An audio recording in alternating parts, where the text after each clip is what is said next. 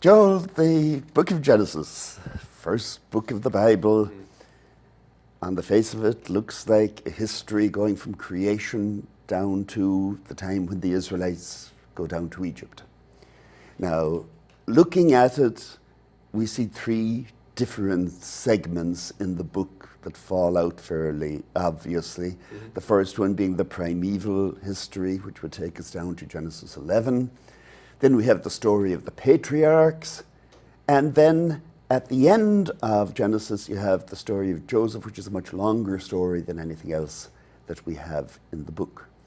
Now, that's obviously one way of dividing the book. You know, as scholars, we tend to see a different division in this, where you have different strands woven together. Yeah. Genesis is actually the book where scholars first discovered or theorized that there was maybe more than one author at work here. We have developed names for these authors. One of them we call the J source, made famous by Harold Bloom, among others, in his book, The J Source. This is... And you want to explain to I people sure why will. they call it why the we J call it source. J. We call it J. It was developed in Germany, so their J is our Y, and it stands for the divine name Yahweh, which is God's proper name according to this author, who has characters using it from the very beginning. The very beginning, they're using this name for God. Whereas in the two other sources, they don't. They refer to God as Elohim, or just the familiar title, God. There are two of those that use the title Elohim. One we call the Elohist, for the very reason that he uses that name, and one who we call the priestly source, because eventually that author's priestly inclinations and interests, particularly in the entirety of the book of Leviticus, will become prominent and obvious. But these three authors each wrote works that span from part of Genesis to the end of Deuteronomy, telling much the same story, though telling it differently. And we can trace which texts belong to which one of these authors on the basis of what they think happened and whether they think that the characters knew the divine name Yahweh and other details like that. And this, of course, is something that all scholars agree on. The basic assumption of multiple hands Yeah. is something that most scholars agree on. not necessarily the division of them. Right. But now, you mentioned Deuteronomy. A lot of people will have heard of four sources. So Deuteronomy is the fourth source. The bulk of Deuteronomy is the source that we call D for Deuteronomist. But insofar as there's no Deuteronomy in Genesis we deal only with the three sources, J, E, and P. And now we start out, obviously enough, with P. Yes.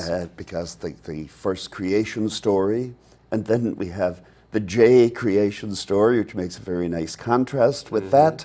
And then the Elohist only tunes in when Abraham comes on the scene. That's right. It's not clear whether there was a beginning to the Elohist that went back further that we've lost. There's no need to say so. Just because J and P decided to start with creation doesn't mean everybody needs to. Yeah. E's story kicks in with Abraham. Well, we'll come back to that division of sources from time to time as we go along. But I thought maybe we should start out here by talking a little bit about the nature of this book of Genesis as a whole. I think a lot of people picking this up would figure this is history. This is actually the story of what happened. When I was in graduate school a couple of years ago, people were still saying that this was essentially reliable history. Now, I think most people would grant that down to the flood, okay, that's something else.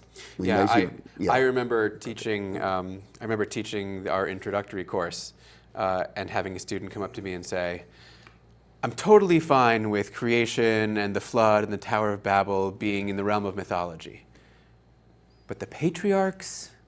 And had a little more trouble with that because we do think of these, in part, I think it has to do with the fact that we understand Abraham as being the beginning of Israel, traditionally for Judaism, the first Jew. Right? There's a far stronger claim to those characters being real because that's really where our story tends to begin, our specific story. The problem is at least in the biblical chronology, the patriarchs would have to live quite early. I think Abraham around 2100 BC, if you work out the math. Yes. But as you know, there are some significant anachronisms then in the text. Yeah, there are quite a number of them. Well, for example, the camel wasn't even domesticated until the end of the second millennium. They do ride many camels. And it shows up Beersheba, which is a place we'll come across in some of the stories. Wasn't even settled, apparently. Abraham is supposed to have come from Ur of the Chaldees. And now, at least, I think the majority opinion at the moment would say that Ur wouldn't have been known as Ur of the Chaldees until the Neo-Babylonian period, which would get you down into the 600s or the 700s anyway. Right. So several hundred years. Right. My favorite anachronism is certainly the multiple encounters with the Philistines. Indeed. Whom we know did not arrive in that area until about the 12th century. So more or less the same time that Israel was supposed to have come after the Exodus. Right. But nowhere near the patriarchs. Nowhere near the patriarchs. And then that leaves us with the problem of what are we to make of the patriarchs? Are these to be regarded as historical figures at all? Are they just legendary figures? Are they characters that somebody made up? Yeah, it's in my opinion at least, it's hard to imagine that they are fully invented. Yeah. Complete from scratch invented. I don't know how you come up with the names and the individual episodes, especially when multiple authors, as we said, all share the same characters, right? It's not as if somebody came up with Abraham and then everybody else thought, well, that sounds like a knight character, I'll write a story about him too. But they all seem to have thought that there was somebody named Abraham and an Isaac and a Jacob. To say that this is history, though, is probably going too far. I think what we have more here is ancestral legends. Who would we think of as analogies? King Arthur, maybe? King Arthur. Achilles. Right. Even in theory, Robin Hood. Yeah. Right. A historical figure like Arthur also. Or historical figures, you can say there was someone maybe with a name like that who might have lived in that area. Yeah. But about whom stories have been told generation after generation, mostly orally. Yep. And in the case of the patriarchs, stories being told about them orally that only quite late were written down and in different forms, which I think is another indication that you have a variety of orally transmitted tales. It reminds me of a joke about the sword of William the Conqueror, which was supposedly in the British Museum at one point. And somebody asked, is that really the sword of William the Conqueror? And they said, oh yes, it's had about 10 new blades and 20 new handles in the meantime, but it's the sword of William the Conqueror.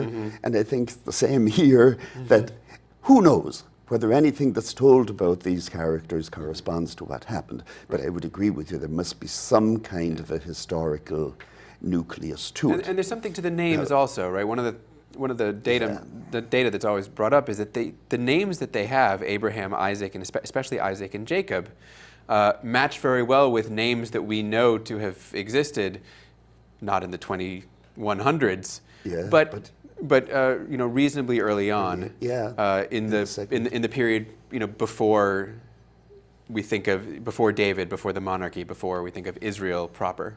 Now, one of the great advances in the study of Genesis, I think it was about 100 years ago, a German scholar named Hermann Gunkel, the man who invented what was called form criticism. And really it works probably best on Genesis. His idea was that what you should ask is, why was a story like this told?